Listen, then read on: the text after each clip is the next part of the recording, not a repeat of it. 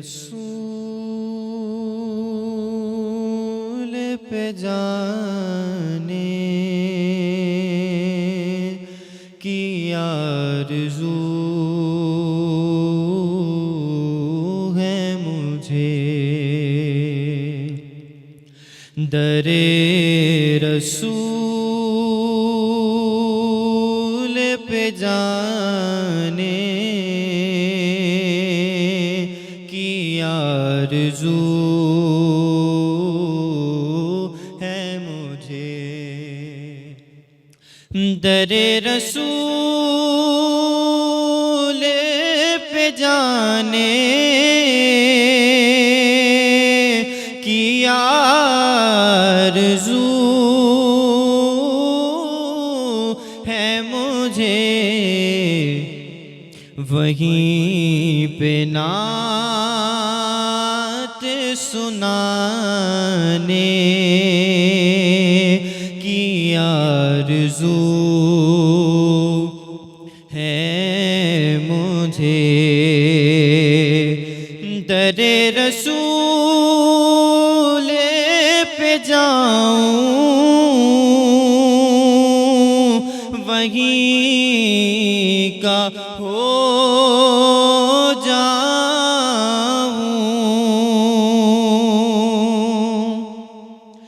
दरे रसूल पे जाऊं, वहीं का हो जाऊं, गुलाम खुद को बनाने की आरज़ू है मुझे, गुलाम खुद को बनाने की आरज़ू है मुझे, और नबी के दर को मैं पलकों से अपनी साफ करूं, नबी के दर को मैं पलकों से अपनी साफ करूं, के आँखें दर पे बिछाने की आरज़ू है मुझे, के आँखें दर पे बिछाने की आरज़ू है मुझे, और तुम ही बनाओगे बिगड़ी सईद की आका, तुम ही बनाओगे बिगड़ी सईद की आका, तुम्हारे दर से ही पाने की आरज़ू है मुझे, दरे रसूल पे जाने की आरज़ू है मुझे। सुभान अल्लाह, सुभान अल्लाह। सहरी का दस्तरखान इस वक्त आप देख रहे हैं कि जी हमारा सज चुका है और हमने अपनी सहरी ऑलमोस्ट कर भी ली है। अब हम सबसे पहले डॉक्टर ज़ुनैरा से पूछेंगे जी, इन्होंने फ़िश एंड चिप्स बनाए, कैसे लगे आपको? बहुत माशाल्लाह, बहुत बेहतरीन, बहुत बेहतरीन, बहुत अच्छे बने। आप बताएं जी डॉक्टर साहबा। बहुत ही अच्छे बनाए और मुझे वाकई बहुत अच्छे लगे। बड़ा टेंगी सा, बहुत ही अच्छा गार्लिक का जो उसमें अरोमा आ रहा है ना, और बड़ा हेल्थ के लिए भी बहुत अच्छा है। अच्छा, आप एक न्यूट्रिशनिस्ट भी हैं, तो ये बताएं ये वेट बढ़ाएगा वैसे? मैंने कैसे देखें, इसमें एक बेनिफिट ये है कि अगर आप इसका क्रम हटा दें, जो कि मैंने हटा के खा भी लिया, और दूसरा ये कि जो इसमें बटर है ना वो नीचे जाके बैठ गया है।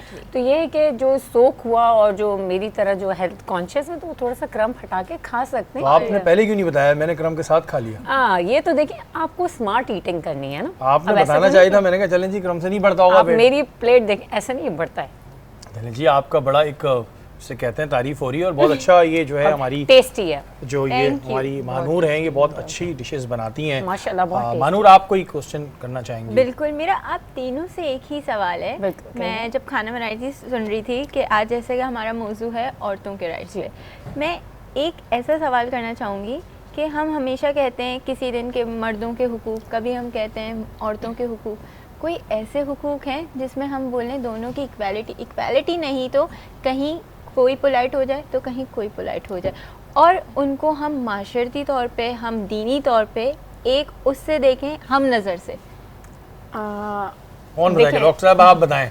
चलें यहाँ से शुरू करते हैं। बिल्कुल, मेरे तीनों से, क्योंकि मैं दीनी पॉइंट ऑफ व्यू से भी जानना चाह रही हूँ और दुनियावी पॉइंट ऑफ व्यू से भी जानना चाह रही हूँ। देखिए, एक तो हमेशा याद रखिएगा कि इक्वालिटी का जो कॉन्सेप्ट है ना हमारे यहाँ, पूरे वर्ल्ड में, अल्लाह की कायनात में कहीं इक्वालिटी नहीं है। हर चीज़ का एक अलग रोल है। मौसम भी इक्वल नहीं है, विंटर, समर, ऑटम, स्प्रिंग, और इसी तरह से हमारी ये 5 उंगलियां इक्वल नहीं हैं, और इसमें हिकमतें हैं इनके इक्वल ना होने में। तो ये इक्वालिटी की तो बात बिल्कुल ही इलॉजिकल है। रोल्स हैं आपके, कौन किस रोल के लिए परफेक्ट था। अब ये मैं छोटी सी एग्जांपल, ये मोबाइल फ़ोन रखा हुआ है, इसके अंदर एक बैटरी है। अगर मैं उस बैटरी को निकाल दूं और फ़ोन आपके हाथ में दे दूं, तो आप मुझे बताइए कि फ़ोन आपके लिए यूज़फुल है या यूज़लेस है। या अगर मैं बैटरी आपको दे दूं तो आपको उससे क्या फ़ायदा होगा। तो दोनों का कॉम्बिनेशन इसको इस्तेमाल के काबिल बनाएगा। तो अब मैं ये लड़ूं कि बैटरी इंपॉर्टेंट है या मैं लड़ूं कि फ़ोन इंपॉर्टेंट है, तो ये इलॉजिकल क्वेश्चन है, क्योंकि उन दोनों से ही फ़ोन आपका वर्क करेगा। इसी तरह से अल्लाह सुब्हानहू तआला ने मखलूक़ात जितनी भी बनाई हैं, इसमें जेंडर का, दीन इस्लाम में कोई जेंडर बाइस तो चीज़ है ही नहीं। आप देखिए, रोज़ों की फ़र्जियत आई, या अय्युहल्लज़ीना आमनू कुतिबा अलैकुमुस्सियाम, ए ईमान वालो तुम पर रोज़े फ़र्ज़ किए गए। कुरान ने या अय्युहल्लज़ीना आमनू कहकर खिताब किया। कुरान ने नहीं कहा मर्दों तुम्हारे लिए, औरतों तुम्हारे लिए। कुछ अहकामात पर्टिकुलरली मर्दों को दे दिए गए, कुछ जैसे जिहाद के मैटर्स थे, उनकी फ़िज़िकल कैपेबिलिटी को, उनके सोशल और उनके साइकोलॉजिकल स्टेमिना को माँ बना दिया औरत को। क्योंकि ये जो सेंसिटिविटी है, ये जो केयरिंग नेचर है, ये जो बच्चे की तकलीफ़ को बग़ैर उसके कहे फ़ील कर लेना, अब वालिद को आप बच्चे का कपड़ा पहनाने के लिए दे दें तो वो बेचारा, डेफिनेटली हर बंदा हर चीज़ के लिए बनाया गया है। हर शख्स का डिफरेंट रोल है, और ये फाइट इनफैक्ट रॉन्ग है, हमें लड़ना ही नहीं है। बिल्कुल, ये चीज़ आपकी बिल्कुल ठीक है कि ये जो एक फ़ाइट बिला वजह की बनी हुई है, हम बहुत सारी जगहों पे देखते हैं, इन सब चीज़ों का फ़ायदा नहीं है। हम एक बहुत अहम इशू पे बात कर रहे हैं जिसमें हमारे बहुत सारे पॉइंट्स अभी बाकी हैं। मोहसिन भाई, आपसे शुरू करूँगा। ख़वातीन पे तशद्दुद, हम डोमेस्टिक वायलेंस के बेतहाशा वाक़यात सुनते हैं, आए दिन हम सुन रहे होते हैं कि यहाँ तशद्दुद हो गया, ये हो गया, औरतों को जला दिया जाता है, उनका जुल्म किया जाता है। रीज़न्स फिर वहीं आएगा, क्या हम इस्लाम से दूर हैं और तालीम की कमी? क्योंकि डोमेस्टिक वायलेंस के वाक़यात तो मैंने पढ़े लिखे लोगों में भी देखे। अच्छा, बिस्मिल्लाहिर्रहमानिर्रहीम। देखें, जो आपने बात कही कि हर बात में रीज़न कहाँ पर आ रहा है या ये जा, तो आप इसमें से बात कर लें, मर्द औरत का दुश्मन नज़र नहीं आता। अगर आप रीज़न पे जाते हैं, औरत औरत की दुश्मन नज़र आएगी। फिर मिसाल दूँ, औरत माँ बनती है, जैसी माँ बनी पता लग गया भाई खुशखबरी है, पहली सास आ गई, भाई देखो तुम्हें वारिस देना है मुझे। जब वारिस देना है, उसको पहले ही टॉर्चर दे दिया कि बेटा होना चाहिए, बेटा नहीं होगा तो फिर तुम जितनी भी माँ बन जाओ, तुम 9 बच्चियां पैदा कर लो, लेकिन तुम मेरे लायक नहीं होगी जब तक तुम बेटा पैदा नहीं करोगी। तो मालूम क्या चला कि सास ने पहले ही टॉर्चर दे दिया। तो हर मामलात में अगर देखें तो औरत की दुश्मन तो मैं नहीं कहूँगा, लेकिन आगे जाकर औरत ही इस चीज़ को कहीं ना कहीं, हाँ, अब लेकिन इस्लाम ने बड़ा तरीक़ेकार से बता दिया। फिर आप जो बात की रीज़न क्या, रीज़न ये कि सास भी कभी बहू, ये मैं कि एक वक्त वही बहू थी, उसकी सास ने भी ऐसा किया। जब हम अपने माशरे के देखें, आज मिसाल के तौर पर हम ये कहते हैं ना कि भाई बेटा होगा तो नस्ल चलेगी, नाम चलेगा। मेरे नबी को देखें ना, मेरे नबी अलैहि सलाम का यानी कि जो सबसे बड़ी तीनों हमारे बेटे सामने थे, मिसाल है। तीनों बेटे थे जिनका इंतकाल हो गया, तो अल्लाह का रसूल का नसब चला था फातिमा ज़हरा तआला से। अगर इससे बड़ी क्या मिसाल होगी कि अल्लाह के रसूल सल्लल्लाहु अलैहि वसल्लम ने, जब आप पैदा हुए ना, और जब पहले बच्चियां पैदा होती थी लोग नौसा समझते, जब हज़रत फातिमा ज़हरा तआला पैदा हुई, हुजूर ने चूमा, प्यार किया, तो और फिर अल्लाह के रसूल ने क्या बताया। अभी जो बहन ने एक सवाल किया ना कि भाई इक्वलिटी, तरजीह, आइए मैं बताता हूँ कि मेरा दीन क्या है। नबी अलैहिस्सलाम ने फरमाया, जब बाप या माँ जो भी हो, पहले हुजूर ने फरमाया बाप जब ताहिफ भेजे, तोहफे कहते हैं गिफ्ट, गिफ्ट दे, दोनों मौजूद हों, माँ भी यानी बेटा बेटी दोनों मौजूद हों, तो दोनों में बराबर तकसीम करे, और अगर मैं होता तो अपनी बेटी को ज़्यादा तरजीह देता। बिल्कुल जी, बहुत खूबसूरत हमारा मज़हब है, बहुत क्लियर चीज़ें हैं। अब समझने की बात यह है कि क्या हम उन चीज़ों पे अमल कर रहे हैं, और यकीन माने कि अगर हम उन चीज़ों पे अमल करते हैं तो हमारा अपना फ़ायदा है, हम खुद सुकून में रहेंगे। ये जो बातें हो रही होती हैं डोमेस्टिक वायलेंस ब्ला ब्ला ब्ला, इन सब बातों से हम दूर हो जाएंगे। हमारे और भी पॉइंट्स हैं, इसको डिस्कस करेंगे। वक्त एक ब्रेक का, ब्रेक के बाद हाजिर होते हैं।